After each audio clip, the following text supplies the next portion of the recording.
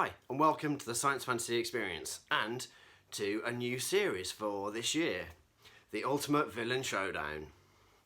So I'm going to take a look through my toy collection and pick out who I deem, the best bad guys from various toy properties, comics, cartoons, movies that I thoroughly enjoy.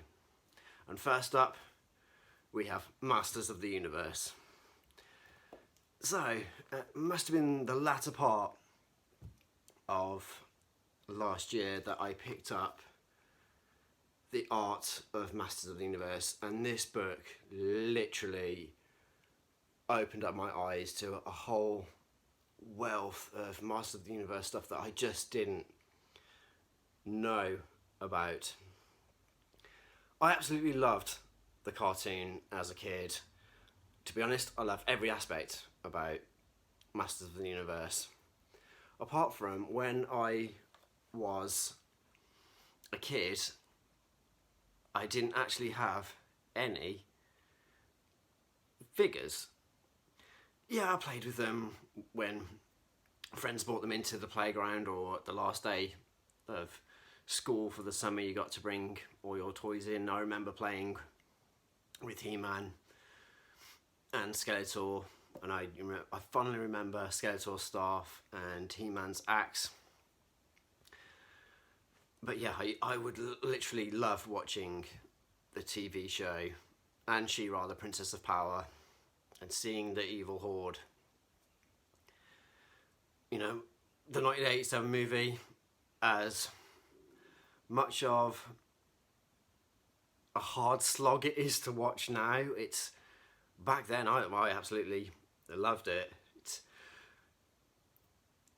The passage of time has not done that film any favours at all, but it's a cult classic, and it's good to watch every couple of years and check out the set designs and Skeletor just being completely hammed up by the actor. He just had a whale of a time bringing that character to life. And flipping through just some of the insane artwork, from pictures of the cell designs to comic books to beautiful matte paintings of all things related to Masters of the Universe, just really inspired me to get a Masters of the Universe figure. And it was a point last year when I looked at my toy collection, I was just like, man, I don't really have that many villains. The whole thing about my toy collection a few years ago was just like, if you are going to start collecting something, make sure you get one good guy, one bad guy. You've got both ends of the spectrum. But what's happened is I've literally just bought loads of good guys again. That's all I had as a kid. All I ever bought was the goodies. I barely bought any baddies. So that brings me on to who is the ultimate villain of Masters of the Universe. And that would be Hordak. Don't get me wrong, I love Skeletor. He is a complete comedy genius, a very gifted sorcerer, and he's got killer lines delivered, beautifully portrayed by Alan Oppenheimer. But Skeletor, he surrounds himself with complete fucking morons, and it just does him a complete disservice, and I just don't get the ultimate villain from him, whereas I do with Hordak. As a kid, Hordak scared the absolute shit out of me. I think it's his face. His face is just so much more demonic, and he's so much more sinister and disturbing. He was the bad guy from She-Ra, the Princess of Power, and that was in some way tailored a little bit more for the girls' market. But he's just, the guy's a psycho. And he is my choice for the ultimate villain. This is my first foray, as I said, into these aspects of Masters of the Universe. I've got a He-Man Classics figure. I have Savage World Wonder Bread He-Man. But obviously that's a completely different scale. These are as close to the original ones as I remember. You know, the scale, the packaging, the weapons that it come with, the weird feet. So to re-engage with something that I'd kind of forgotten for a long time it's going to be a real experience to crack him open and have a proper look at him and make sure that he really is the ultimate villain. So let's have a look at the packaging. As you can see, it beautifully homages the original card backs of, you know, of 1983 and 84 with the original Master of the Universe logo as seen on TV. You know, this is just what Hordak looks like. It looks like there is an OG comic, and it's just with the bad guys you get the darker grotesque imagery there. And what it does, and if you're a subscriber to the channel, you'll know my choice words and the issues I have with card backs. It's just, they're sometimes few and far between, and it's an integral part of the toy experience having a good card back. Whether you leave it in the plastic prison or not, it's part and parcel of getting a new toy or being surrounded by toys. And I always want the card back to either be something visually striking or pay that little homage to the past, make me feel like I'm buying something from back then. And what Super 7 done is really cool. They've included some artwork inspired by that original comic that came with the figures, and you'll see from the book that was the kind of the style that came just before it hit the Filmation TV show. And then you get the synonymous twist action toy gimmick, and you can see with Hordak that he gets an extra accessory to create his cannon arm. And then onto my favourite part of a card back is seeing other characters in the wave. And you've got He-Man, Skeletor, Hordak, Hero. It's just a wonderful sight to see other figures that are available. I would spend hours and hours looking at card backs and choosing which figure I'd want to get.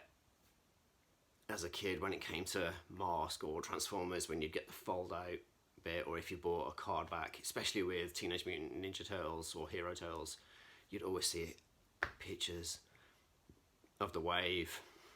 My only complaint with this one, and I shouldn't really be complaining because it's a great package, is it's probably just the way that I read or the way that I like things, is I always want a landscape version of how the figures are. God, what an annoying toy collector, huh? But anyway, that is the package for Hordak. Let me free him off the plastic prison and have a proper look at the ultimate villain of Masters of the Universe, Hordak. So here we have Hordak freed, and this thing is super cool. I have no experience of Super 7 and vague memories of He-Man figures from, you know, back in the day. It's incredible. It's so much fun, considering it's just only got 5 points of articulation, your standard head, arms and leg movements. But it does look like he jumped off the screen, and certain parts of my collection, that is what I want. You know, I often talk that I want screen accuracy. and then sometimes I want, you know, the embodiment of the figure. Definitely with Masters of the Universe, I'm going to want what I see on the screen, and especially with someone that I want to be my ultimate villain.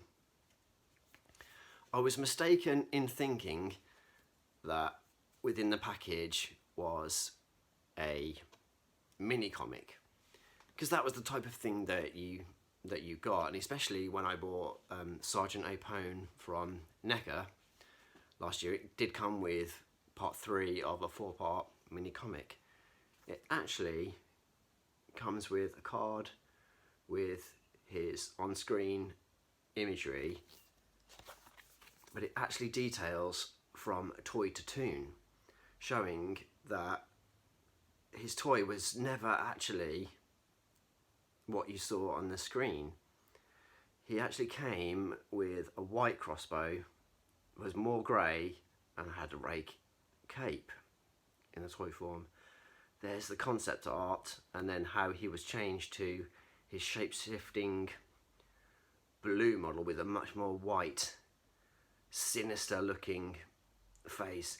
This is a really, really cool addition to a toy, and I'm blown away by it. I love being impressed and re-engaged with something as simple as a little card that gives me a ton of information that I didn't know. It's really, really cool. But back to the ultimate villain himself, Hordak. The white is just absolutely pristine, and there's loads of molded detail within, you know, the bags under his eyes, and that just in somewhat vacant look. Like, you have no idea how insane Hordak's gonna be to try and capture the rebels, Bo and She-Ra. Comes with his crossbow, and you can remove his arm cannon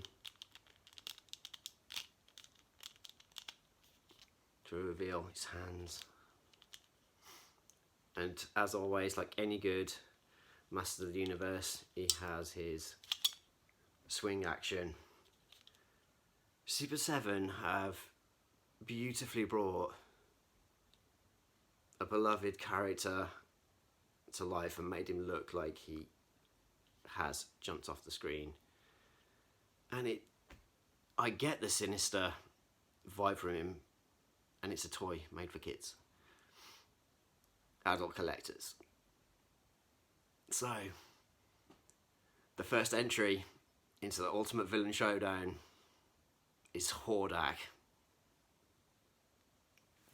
Stay tuned for the next episode where I look at another Ultimate Villain and I take a trip into the world of transforming robots, and I look at the Ultimate Villain from there. Well, they were the same guy anyways.